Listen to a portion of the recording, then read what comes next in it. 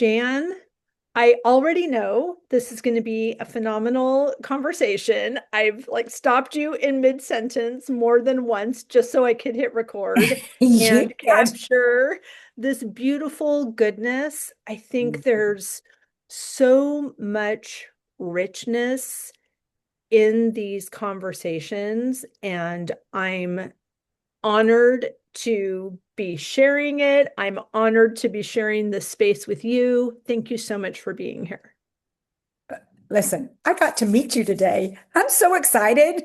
It's so fun. Like It's it's so like my fun. new bestie. I got to meet her today. I know. It's It's great. great. And I saw you briefly in November when you handed me your fabulous book.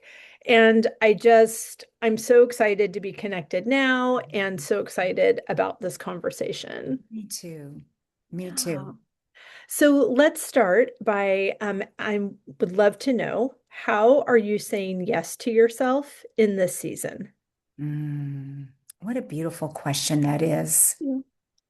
And it only took me like decades to say yes to myself. So I'm not the fastest learner in the class. Let me just raise my hand and say that right up front. You're in the right room. So many ways I'm saying yes to myself.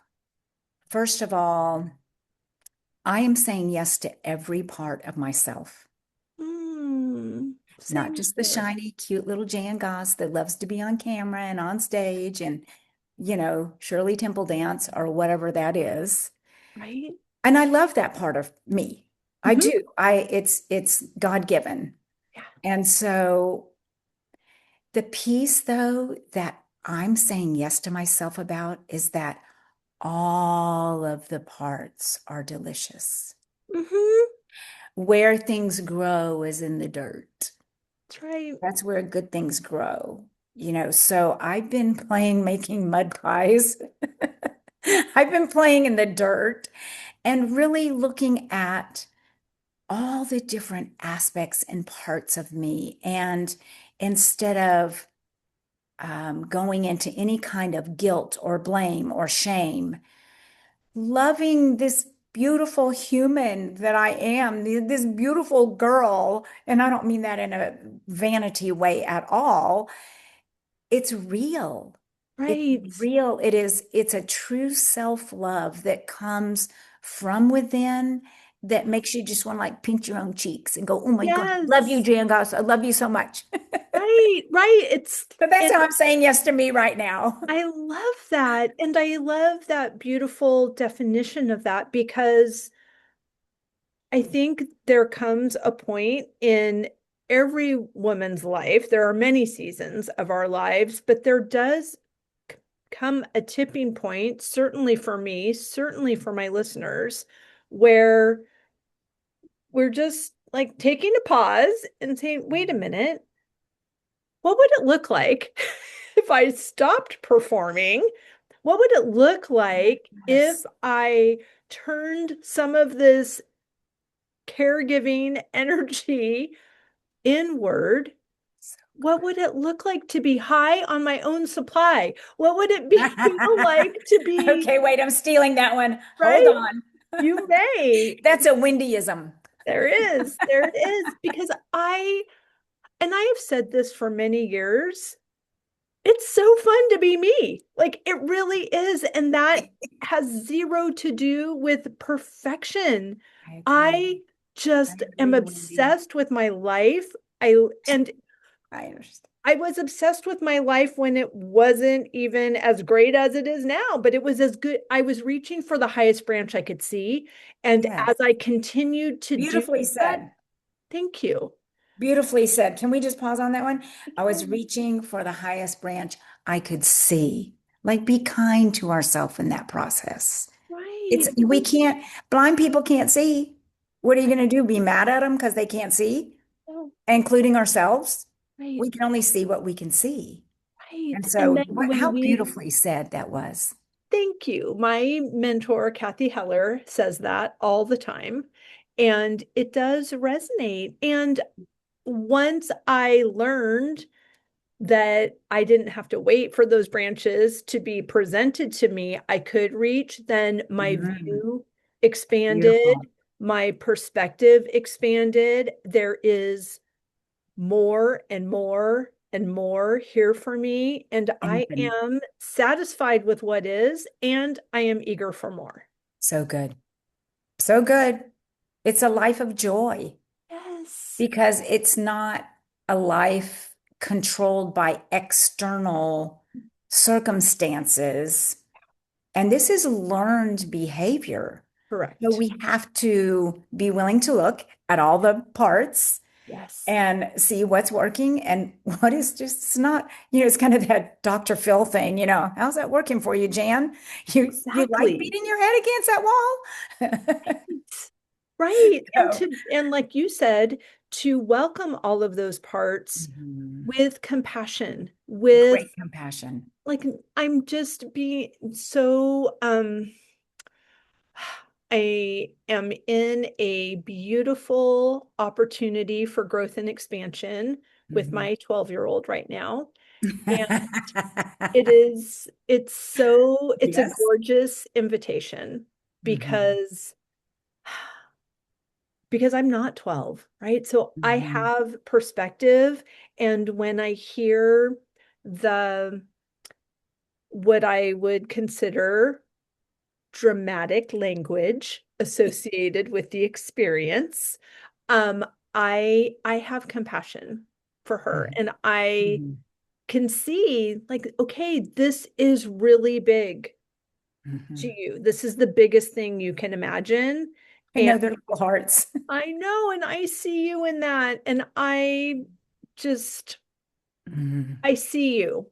And the other thing that I did, and I think that this is also what I can do for myself, what we collectively can do for ourselves, I made a shift in my parenting goal that I used to desire information so that I could understand what was going on. So then I could create my action plan. With these bigger feelings and these big words, Your I, teacher has arrived. right, I have decided that my parenting plan is to create a container that's very supportive to her Mhm. and that it is not her job to make me understand.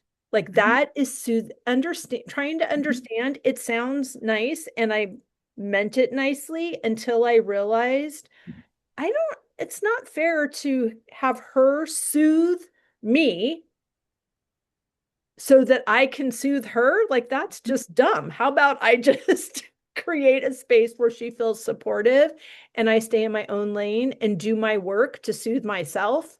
And in that practice and in that modeling, show her how she can soothe herself as well. It's just this, I've been focusing on this year of this idea of unconditional alignment, where I am feeling one with God, Mhm. regardless of what is going on Mhm. in our country, in my city, in on this airplane, in my house. I want to prioritize my alignment Mhm. regardless of the Smart. That's situation. a smart focus. Yes. Thank And you're welcome for the therapy session because I think you just had it. you. Yes, You're thank you so welcome. much. Thank you. Yes, it's just good to be in this place of expansion. Okay, I lost you for a moment. Oh, here Not I am. sure what happened there, Here but we go. okay. I was just saying that it's really good to be in this space of expansion. Absolutely. It's a gift. Absolutely. Well, Oh, it's happening whether or not you're going with it or not. So might as well learn to go with the flow. yes. And how are you doing that? Going with the expansion thoughtfully, contemplatively. Um, I spend a lot of time being quiet. Mhm. It's a very noisy world.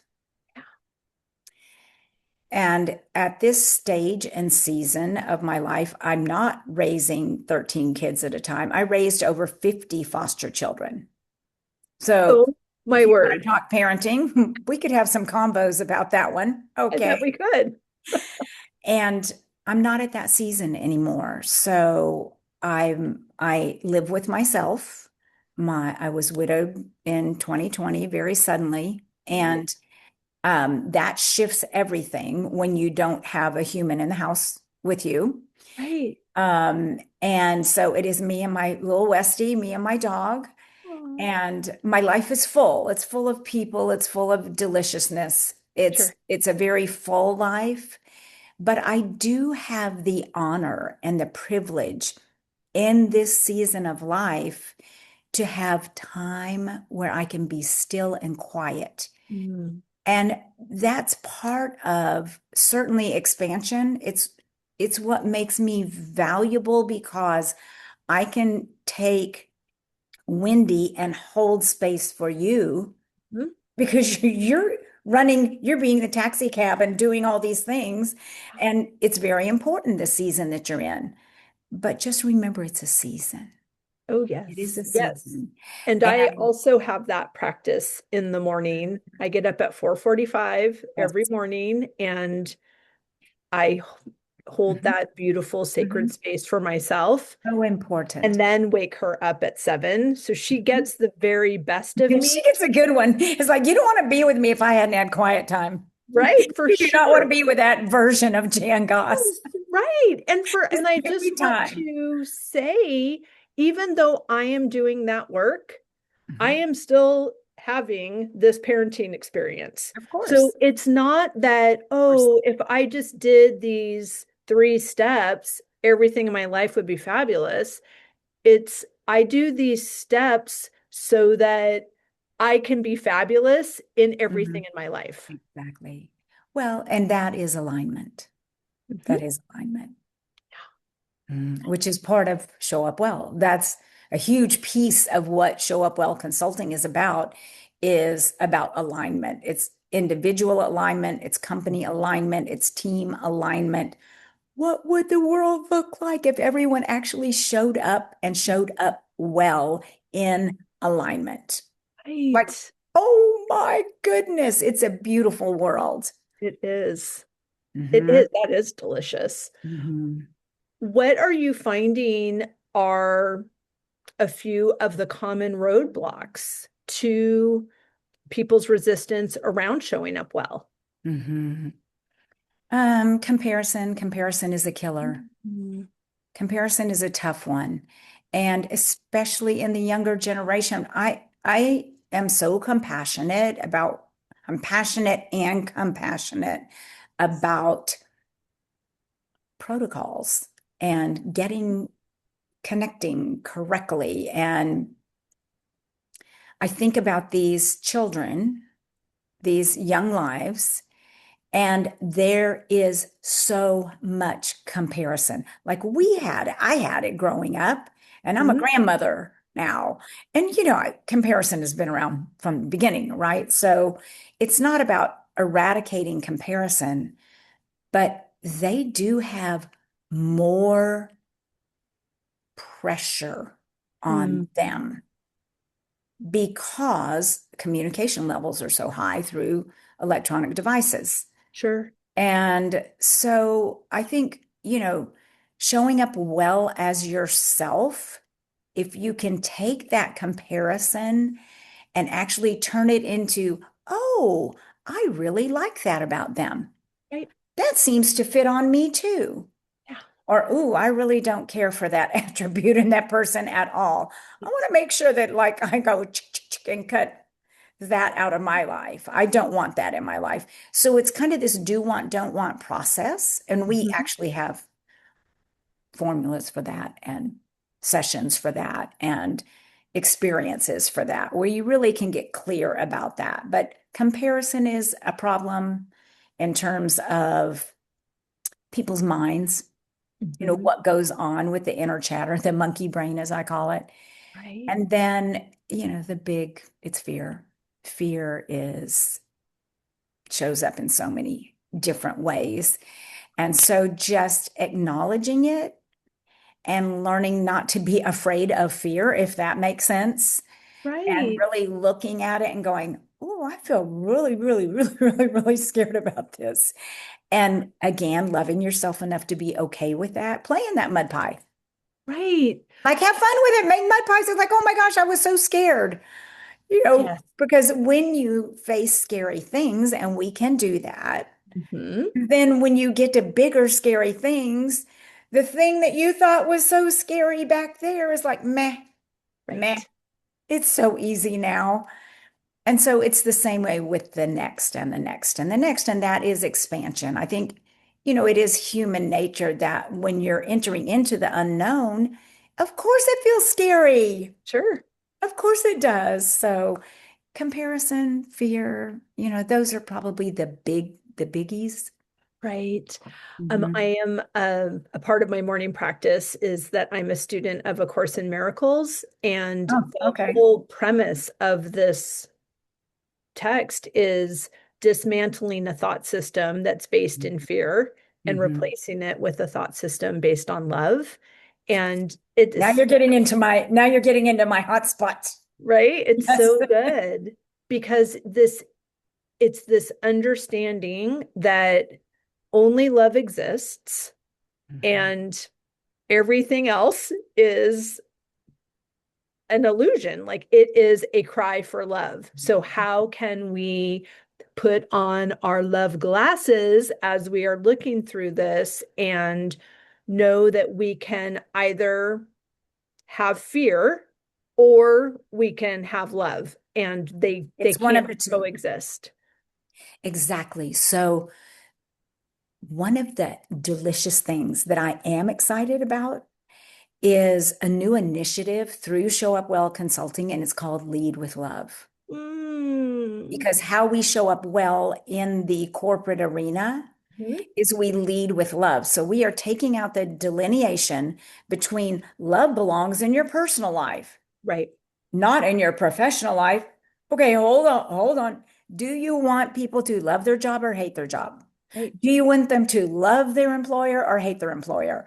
There is so much room to live a life of love Yes. where it's not soft. I'm talking value systems. I'm talking Mhm. appreciation.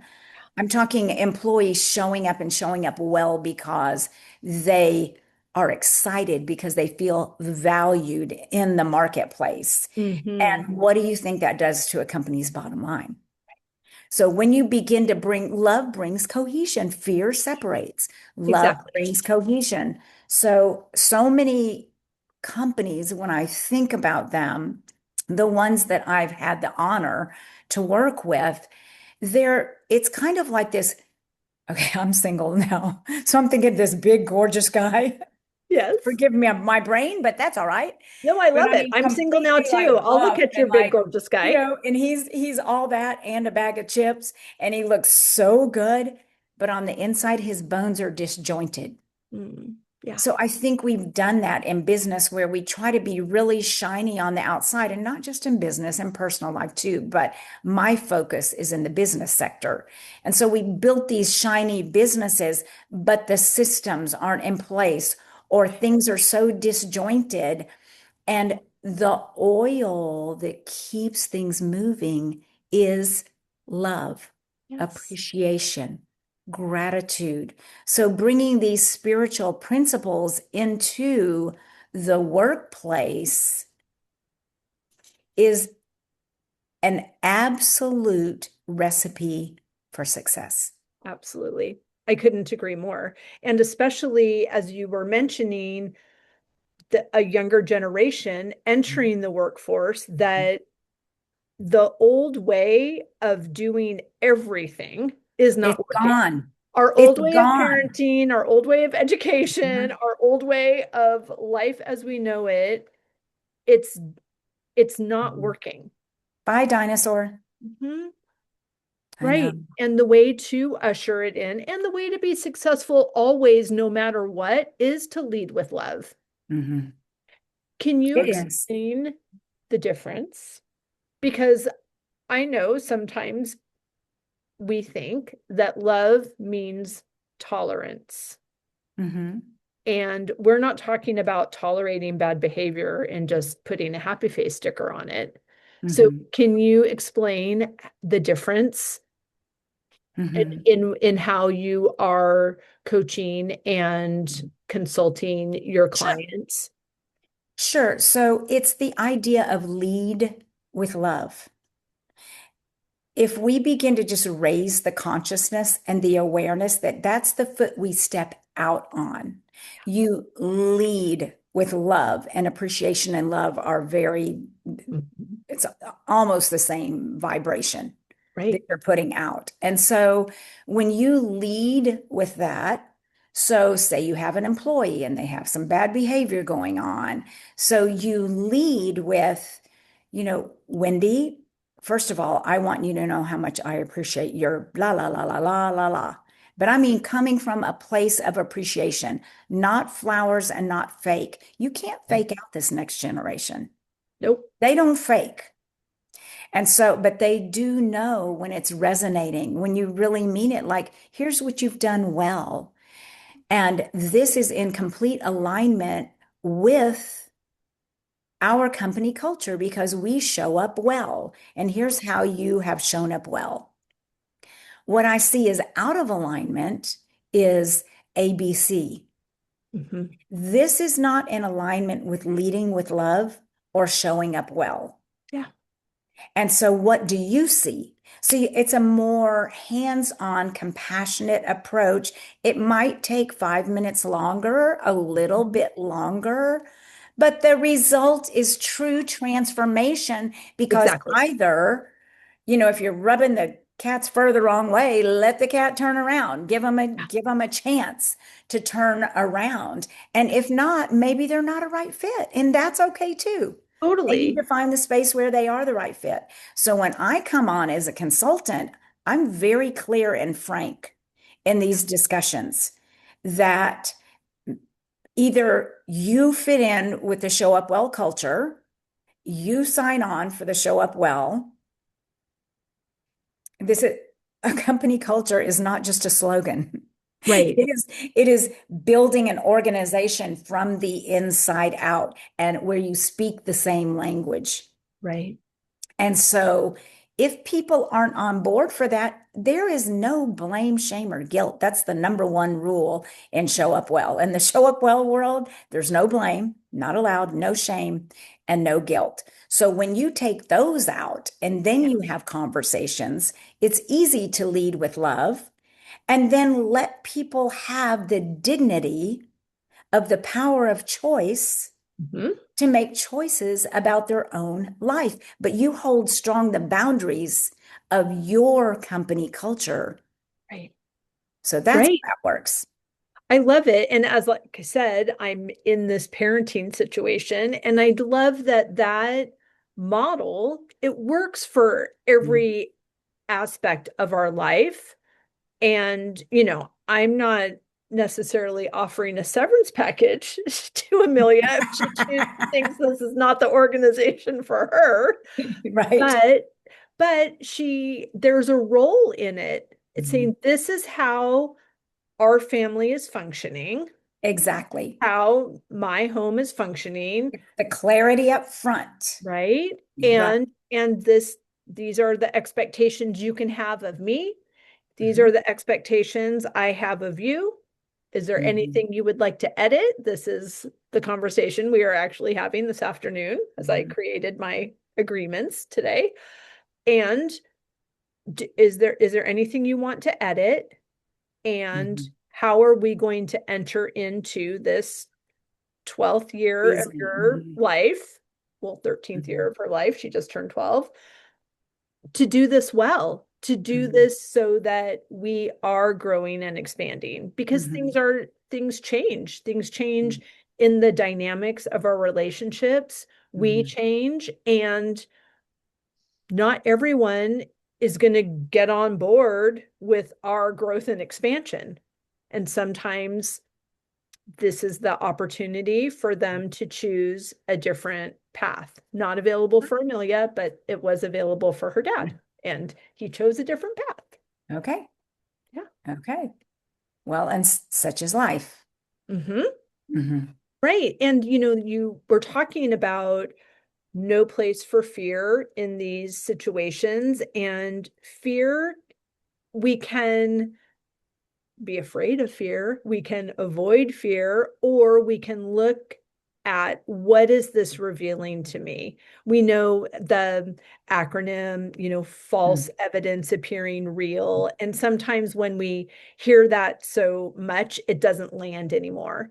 Mm-hmm. But I heard a woman who was on the podcast several months ago, Alice Sabig, said that fear is courage wanting to be heard, Mm. Well said. which I think is so fascinating. Like, what am I? Sometimes we do think that we're looking for answers or we're looking for a decision, but what we are really looking for is courage.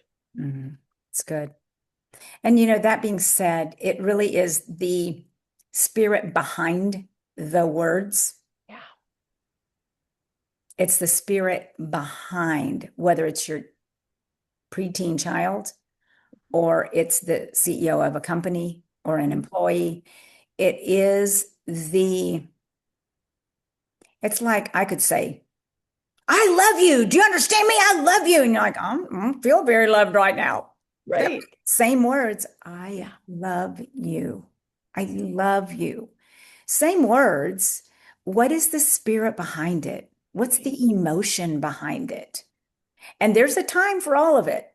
There Hmm. is a time to be really pissed off. Can I say that on your You podcast? may. So there is a time when it's like, no, this is such an injustice. And this is the spirit behind it. It's all part of the experience. Yes. But there are protocols. I graduated from the Protocol School of Washington in DC. I grew up in a military family. I understand protocols, Oh, and they're very important. What is an IP address? If the IP address isn't right, it's not going to connect. right. And so we have so much disconnect because we're speaking different languages. Mhm. That's why when we come down and boil it down to the language of love, that is a universal language. Right. That protocol never fails. It's Hmm. in the BIBLE, love never Okay. fails, right? It Yeah. is a protocol that works. Mhm. And so it, the bottom line of showing up well as a parent, as an employer, as an employee, as a sister, brother, whatever your role may be, is that you show up in this world as you. So that takes some self-discovery, the age-old question, who am I? How are you going to show up as yourself if you don't even know who you are? But in a corporate setting, if you take on a role that this is how I'm going to show up as HR director, Mhm. I'm taking this on, this thumbprint, then don't just show up. You show up well. You go the extra mile. You do the extra 2 degree. You show up wholeheartedly. Mhm. And you don't have to use a lot of words then as HR director because your presence is enough. Mhm. You've already shown up well. Right. Right. And your example speaks louder than your words. We wear our company culture. Mm. We wear it as leaders. Yeah. Mhm. I love that you took this model and you moved it from the boardroom to the bedroom. Fun stuff. Say more. Bedroom etiquette, how to show up well behind closed doors. Yeah.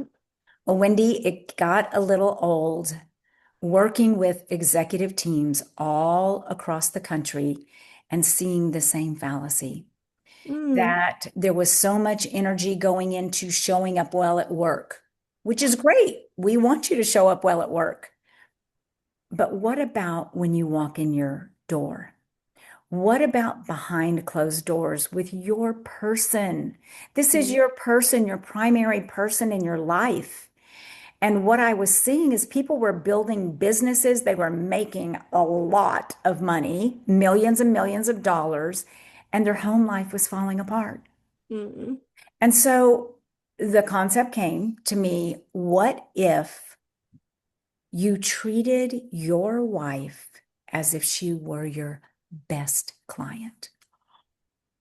ooh, What if you treated her? It's like, wait, wait, wait. The big client's coming today. right. Hold on. Wait, let's do something special. I want to look my best. I want to be my best. I want to show up my best. Hmm. Why not? Right. Like, how would you market to her? And it works both ways. But Sure. how would you market to your person? How about the service after the sale? Come on. Okay, so you got what you wanted. Now Right. what? Then what about, the fortunes and the follow-up? That's right. You got to follow up and stay consistent, or you're going to lose that client because you didn't show up well for them. Yeah. And that's on you. That's not on them. And so anyway, it was heartbreaking because we know the stats. We know, Yep. personally. It's heartbreaking. So Hmm. my sister is a therapist, best in the world, and she Yay. actually is a sex therapist and has um does relationship therapy. Okay. And so we brainstormed about this idea, and she's, I took much wisdom from her Sure. and put it in silos. And what I saw was so simple conversation starters Mm. about the different aspects of your personal life, of your intimate life together, and how that tied in with your self development. You Mm. can't show up well for your partner if you're not showing up well for yourself. You can only go as high exteriorly as you have gone interiorly. So, like for an example, I know I had a client she had been married for, I can't tell you how long. We'll get real here. She was embarrassed to be naked physically in front of her husband. Ah, Okay. That had nothing to do with him, but she wasn't able to show up well for right. her husband because of her own insecurities Mhm. and feelings about herself and inadequacies. And anyway, women, we do Yeah. that. I know every little cellulite on my body and every little Mhm. wrinkle and every little whatever, like we do that. So show up well in terms of behind closed doors, bedroom etiquette. All I'm doing is putting some protocols in place, helping you communicate with each other well. And it's Right. fun. There's nothing, people get all goosey about this book. It's like, oh, I don't want anyone to see me reading it like it's like some racy thing. And and the truth is, every chapter begins with a writing from the Song of Songs. Hmm. And it is based on ancient text, on universal truths, Right. so that you can show up well for your partner. Everything from setting the stage in your bedroom, what does it look like, feel like, all the way to, yes, the last chapter is called a happy ending. Yes, it Love is. it. And so, because a happy ending at the end of any of our days is Yeah. when we can lay our head on the pillow and know that I showed up my best today. That's a happy ending to a day. Absolutely. How, I'm not done with the book, but I have the book. How would you suggest, and do you suggest in the book, how to get started? I mean, obviously, like I'm reading it now, so I will use those principles for my future fabulous French Person who's on the guy way. who already owns a chateau that I met in the first class lounge. Who Exactly. also loves Jesus, and we're on our way to There a you go. Yeah, workshop. that Yeah, works. that guy. And so I understand preemptively learning these Mhm. things and Mhm. to show up differently and to show up well than in the past. But Mhm. how, for example, with that one client, Mhm. shifting our practices within an existing container, Mhm. it can feel very, very scary. You would think, oh, it's safe, Mhm. it's known, but no, it's scary Mhm. because because you're so vested, and Mhm. maybe you have also been so distanced Mhm. that any movement toward connection is a realization of the distance. Mhm. And that, for me in my personal experience, that was something that I was very interested in Mhm. investigating and Yeah. remedying distance. And Read the book. it, Read the book. It's yeah, going to be and good for my you. ex-husband was not interested. So Mhm. how are you Mhm. helping That's your so good. reader, helping your client move through Mhm. that? Very good question. When I was a little girl, I had nightmares from watching The Wizard of Oz because I have a really tender heart and the witch scared me so bad. And so I had nightmares when I was a little girl, and I would wake up and be frozen. My body could not move. I was literally frozen with fear. Hmm. And what I learned is if I could just wiggle my toe, it would break. Mm, If I could just move my hand, because I was frozen, sure. but if I could just do a little move my pinky finger, it would break off of me. It's very similar when you're standing naked in front of the mirror and loathing yourself, or can't even maybe even look at yourself, you're frozen. But if you could just look at one thing about yourself and admire it, just one, just even know that this body, look at the miles of blood vessels that are in this body and all of the systems that work all the time and how our lungs function and our heart beats and our just begin to appreciate one tiny thing. So we begin with what we call 2-degree shifts. Mm, I'm not asking you to climb this whole mountain. I'm asking you to just make a tiny 2-degree shift. Can you just like all my family, we got these lips. I love them. Like I have them, my kids have them, my grandkids have them. Like it's such a blessing. And so can you just love one thing?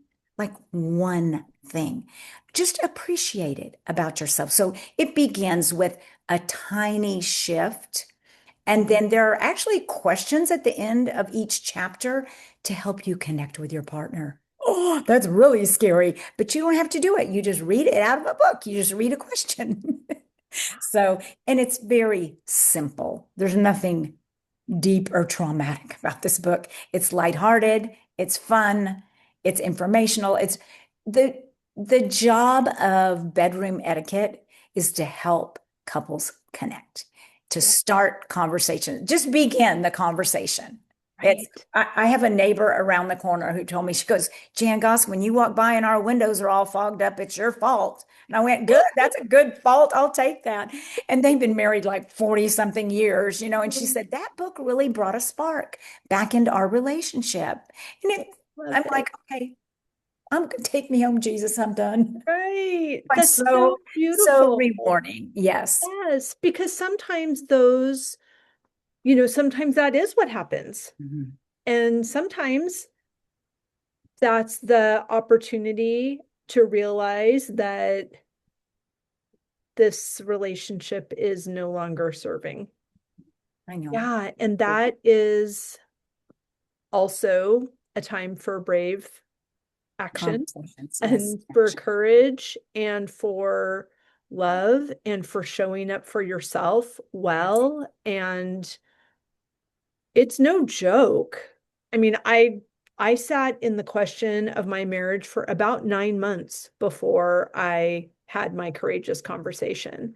Mhm. And that my morning practice completely sustained me in Mhm. that time. And so I was able to work through what was next for me and to feel really supported by God in that, That's which good for that was a you. whole other Mhm. unlearning and relearning because if God hates divorce, then what do I think I'm doing? Number Well, two, we bump up against belief systems, that's and then you have right. to decide what you're going to do with that. Exactly. And love is always the answer, That's always. right. That's right. It's true. It's true. And so I'm all I'm saying is that I get that these are either super easy or really hard. Mhm. Like I Mhm. understand and what we can anchor into and what we can come home to ourselves with is this foundation of love That's that if this is feeling scary and mhm. we know that fear is the opposite of love, get out your pencil and your journal and say, "Hey, Wendy, Just move this your pinky finger. right, Just move your little finger. Yes, take right, one tiny step. yep." Yes. And I would say, "Hey, Wendy, this is fear, and this is what I want you to know." And I would Mhm. write all of those things that I'm afraid of because once they're out of my body, they lose their power. Mhm. I can acknowledge Exactly. them and I can move through, I can move from feeling Mhm. helpless or powerless Mhm. or depressed or whatever. I can maybe even move into anger or rage Mhm. or blame. And then, but I'm going to keep moving up as Um, I get it out of my body through my and hands. easy for us as writers. Not everyone functions that way. Right, right. But I also then would follow it up. What does love want me to know? Mhm. And that is listening to all the parts of ourselves, listening to the fear, and then soothing that part of us. I mean, every time I listen to my fear, it's a much younger version of myself. It is not Mhm. my future self never shows up as fear. It's No, always we get tough as old birds the older we get. Listen, right I and am living certain. proof. Right? But I have certainty. My future self, she calls me forward. Mhm. She's never the one that's afraid. So I can soothe younger Wendy. I can soothe little Wendy. Mhm. And the love in me and the love for me Mhm. is what's calling me forward. And that practice slows everything down. It slows my thoughts down. It slows time down. And it Mhm. allows me to not only recognize what's playing on repeat in my mind, but it allows me to recalibrate to what I know to be true. Mhm. Yes, that's how it works. It's so That good. is that it, and there you have it, folks. Ta-da! So good. Oh my gosh. Okay. Looney Tunes presents. That's right. There's our song and dance. So Exactly. I could obviously talk to you all day. I love everything that you're doing, everything that you're standing for, everything that you're sharing so abundantly, graciously, and with truth and passion. Please tell everyone where they can find and follow you, how they can get their copy of the book, all the good things. Sure. Well, show up well. Please put that in your mind and remember, not just so that you remember me or connect with me, but do it for yourself. Remember, show up well. And I can be reached at showupwell.com. I can be found at Show Up Well on just about any platform that you ever go to. It's at Show Up Well. And I would love to connect directly with you, with you, the listener. I do have time for you. I make time for you. We figure out how that works. Sometimes it's in a group setting because there's only one of me, but we make time for you and someone does care. You have Wendy, you have Jan. We Right. truly do care about you and what's Ex- going on in your world and your life. And we have the tools to help you show up well. That is true. And say yes to yourself in the process. Exactly. So good. We will link all of that down in the show notes, but thank you so much for your time. I really love this conversation. My pleasure. It's fun. We'll do it again. I can't wait.